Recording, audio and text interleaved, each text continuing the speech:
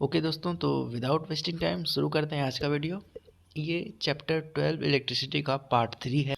इसमें हम लोग जानेंगे ओम्स लॉ के बारे में। सबसे पहले in 1827 a German physicist George Simon Ohm found out the relationship between the current I flowing in a metallic wire and the potential difference across its terminals. तो इसका आप डेफिनेशन देख लेते हैं ओम्स लॉ का। The potential difference V across the ends of a given metallic wire in an electric circuit is directly proportional to the current flowing through it provided its temperature remains the same. This is called Ohm's law. इसका ये graph है, linear graph होता है current और voltage के बीच में। तो V proportional I, तो V upon I equal to constant हो जाएगा। कॉन्स्टेंट यहाँ पे R रहता है। ओके, तो V equal to I R हो गया, जहाँ पे R क्या है, रेजिस्टेंस है। इसकी यूनिट क्या है, ओम। तो रेजिस्टेंस का सिंबल ये होता है, इसकी यूनिट ओम, जैसा कि मैंने पहले बताया था। और रेजिस्टेंस क्या होता है, resistance is the property of a conductor to resist the flow of current through it. यानी कि ये एक कंडक्टर की प्रॉपर्टी होती है जो इसमें करंट फ्लो होता है उसको अपोज करता है। It controls the magnitude of current as I equal to V by R. तो अगर रेजिस्टेंस बढ़ जाएगा तो करंट कम हो जाएगा। In the sense it controls the magnitude of current. If resistance is double the current gets half. इसको हम देखते हैं कैसे। सपोज करते हैं जो हमारा करंट है I1 वो V बाई आर हो गया। मान लेते हैं कि रेजिस्टेंस जो R2 है वो R1 का डबल हो गया, यानी कि 2R हो गया। डबल रेजिस्टेंस हो गया है, तो इसकी वजह से इसमें करंट कितना जाएगा इस सर्किट में, I2 V बाई 2R। तो I2 क्या हो जाएगा, V बाई 2R। ठीक है, और V बाई आर क्या होता है, I1 है। यहाँ हमने देखा है इक्वेशन 1 और इक्वेशन 2 से, ये हम जान पाएंगे कि I2 क्या हो जाएगा, I1 बाई 2। ठीक है ना। हियर क्या हो गया, यहाँ पे जैसे ही रेजिस्टेंस डबल किया गया करंट हाफ हो गया। नेक्स्ट टॉपिक है factors on which the resistance of a conductor depends. The resistance of a conductor depends directly on its length, inversely on it's area of cross section and also on material of the conductor. That means R equal to rho L by A, जहाँ पे R resistance है, रो resistivity होता है, length L जो है length of conductor है, और ये क्या है, cross sectional area of that conductor. Okay, यानी कि R proportional L, R proportional rho, inversely proportional area. ठीक है। अब रो की यूनिट क्या होती है, रो की unit R equal to rho L by A. तो रो इक्वल टू क्या हो जाएगा, आर ए बाई एल यहाँ पे। तो R की ओम होती है, एरिया की क्या हो जाएगी, मीटर स्क्वायर, और लेंथ का मीटर हो जाएगा यहाँ पे। तो मीटर से मीटर यहाँ पे कटेगा, 1 मीटर ऊपर बच जाएगा। तो रो की यूनिट हो गई ओम मीटर। चलिए अब कुछ एग्जांपल्स देख लेते हैं। एग्जांपल 12.3 का ए पार्ट है, how much current will an electric bulb draw from a 220 volt source if the resistance of the bulb filament is 1200 ohm। यानी कि करंट पूछ रहा है इसमें, 220 वोल्ट का सोर्स है, 1200 ओम का रेजिस्टेंस है फिलामेंट का, तो उसमें करंट कितना फ्लो हो रहा है। तो as we know V equal to I R, I equal to V by R. तो V हो जाएगा 220 और I हो जाएगा 1200। जब इसको सॉल्व करेंगे तो करंट आएगा हमारा 0.18 एम्पियर।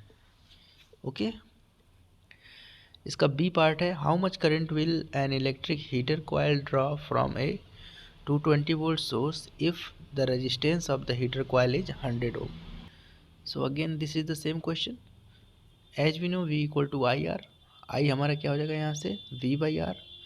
बस इसको पुट कर देंगे तो आंसर आ जाएगा 2.2 एम्पियर। ओके, तो इन बोथ केसेस में हमने क्या देखा, वोल्टेज तो सेम है लेकिन रेजिस्टेंस क्या है, डिफरेंट है। इसकी वजह से करंट भी डिफरेंट आएगा, that's why resistance control the current. Example 12.4, the potential difference between the terminals of an electric heater is 60 volt when it draws a current of 4 ampere from a source. What current will the heater draw if the potential difference is increase to 120 volt. Question ये है कि कोई एक electric heater है जो 60 volt से अगर connected है तो 4 एम्पियर का करंट ड्रॉ कर रहा है। अगर इसी को 120 वोल्ट से कनेक्ट कर देंगे पोटेंशियल डिफरेंस से तो कितना करंट ड्रॉ करेगा। इसके लिए क्या करेंगे, ठीक है, तो यहाँ से पहले रेजिस्टेंस निकाल लेते हैं, क्योंकि रेजिस्टेंस तो दोनों केस में सेम रहेगा, हमारा खाली वोल्टेज और करंट चेंज होएगा। तो V equal to I R, voltage 60 है, करंट 4 है और R हमें पता नहीं है, R निकालना है।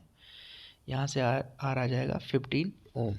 अब जब वोल्टेज को 120 वोल्ट कर देते हैं तो V equal to I R से हमारा करंट कितना निकल के आ जाएगा, 8 एम्पियर, यानी कि 8 ampere is our answer. Next example 12.5, resistance of a metal wire of length 1 metre is 26 ohm at 20 degree Celsius. If the diameter of the wire is 0.3 millimeter, what will be the resistivity of the metal at that temperature? Using table 12.2, predict the material of the wire. ठीक है, इसमें हमें resistivity बताने को कह रहा है और मटेरियल का नाम बताने को कह रहा है।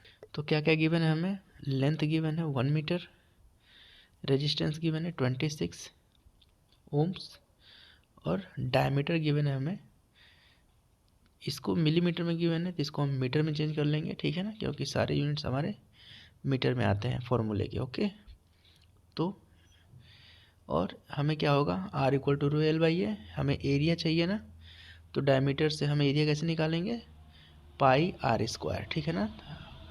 तो R क्या हो जाएगा, ये डायमीटर बाई 2 हो जाएगा ना, तो एरिया अपना हो जाएगा इतना, रो R ए बाई एल हो जाएगा। तो R26, एरिया कितना है 99.14 इंटू 10⁻⁻8, यहाँ से हमारा रो निकल के आ जाएगा 1.84 इंटू 10⁻⁻6 ओम मीटर, ठीक है। अब जब इस टेबल में देखेंगे, एनसीईआरटी की बुक में टेबल दिया हुआ है, टेबल आप देख लीजिएगा। जब टेबल में हम देखेंगे तो ये जो रेजिस्टिविटी निकल के आई है, ये रेजिस्टिविटी वो किसकी होती है, मैग्नीज की होती है। नेक्स्ट एग्जांपल है 12.6, a wire of given material having length L and area of cross section A has a resistance of 4 ohm. What would be the resistance of another wire of the same material having length L by 2 and area 2A? दूसरे wire का resistance निकालना है। दूसरे wire का क्या करना है, resistance निकालना है। फर्स्ट केस लेते हैं R1 row L by A, ठीक है ना। R1 4 है अपना, गिवन है ना, गिवन R1 है 4, L1 है L, रो 1 है रो 2 के बराबर है। तो यहाँ से 4 equal to rho L by A, rho equal to 4A by L, इसको इक्वेशन 1 मान लेंगे। केस 2, अब क्या हो रहा है, L हाफ हो जा रहा है, एरिया डबल हो जा रहा है, रो तो सेम ही रह रहा है, ठीक है ना। तो R2 हो जाएगा रो L बाई 2 अपॉन 2A, ठीक है ना। अब इक्वेशन 1 से रो की वैल्यू हम उठा के इस वाले इक्वेशन में डाल देंगे, तो यहाँ से सॉल्व करेंगे तो R2 आ जाएगा 1 ओम। अब कुछ क्वेश्चंस देख लेते हैं। क्वेश्चन 1 है, on what factors does the resistance of a conductor depends. ये हम लोगों ने पहले ही देख लिया है ना, चलिए इसको अच्छे से नोट कर लेते हैं। The resistance of a conductor directly depends on its length, inversely on its area of cross section and also on material of the conductor, R equal to rho L by A, ठीक है ना। Question number 2, will current flow more easily through a thick wire or a thin wire of the same material when connected to the same source and why, ठीक है ना। इसमें कह रहा है कि करंट किस में ईजिली फ्लो होगा, थिक वायर में कि थिन वायर में। The current flow more easily through the thick wire because as the cross sectional area of thick wire increases the resistance of wire decreases, ठीक है ना। ये हमने देखा था कि जैसे ही एरिया, रेजिस्टेंस क्या है, एरिया के इन्वर्सली प्रोपोर्शनल है ना। जब वायर की मोटाई बढ़ाएंगे तो उसका क्रॉस सेक्शनल एरिया बढ़ेगा ना, तो जब क्रॉस सेक्शनल एरिया बढ़ेगा तो रेजिस्टेंस क्या हो जाएगा, डिक्रीज हो जाएगा। Question number 3, let the resistance of electrical component remains constant while the potential difference across the two ends of the component decreases to half its former value, what change will occur in the current through it. इसमें ये कह रहा है कि resistance को हम same रख रहे हैं, पोटेंशियल डिफरेंस को हाफ कर देना है, तो इसमें करंट में क्या चेंज आएगा। तो V equal to I R, इसमें रेजिस्टेंस को कांस्टेंट रख रहा है। और ओम्स लॉ से हमने देखा था कि V प्रोपोर्शनल I, यानी कि अगर वोल्टेज को हाफ किया जाएगा तो करंट भी हाफ हो जाएगा। If voltage is half then current will also half. Question number 4, why are coils of electric toaster and electric irons made of an alloy rather than a pure metal?